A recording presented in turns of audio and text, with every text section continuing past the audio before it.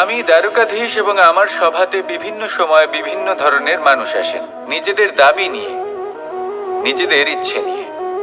কখনো কেউ ভোজন চান, আবার কখনো কেউ ওষুধ, কখনো কেউ বস্তু চান, কেউ আবার চান বস্ত্র।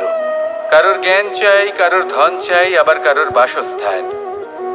অনেক সময় আমি এই অনুরোধ, এই ইচ্ছে পূর্ণ করি না। এবার আপনি এটা ভাবতেই পারেন যে কৃষ্ণ তো তাহলে লোভী, ওর কাছে তো সবকিছুই রয়েছে, তারপরেও সে নিজের প্রজার ইচ্ছে পূর্ণ করে না, তাদের সমস্যাগুলি বুঝতে পারে না, তাদের সুখ স্বাচ্ছন্দ্য প্রদান করে না।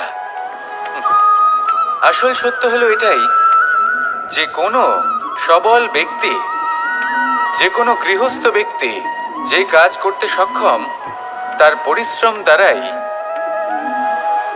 নিজের প্রয়োজনগুলি এবং ইচ্ছেগুলি পূরণ করা উচিত।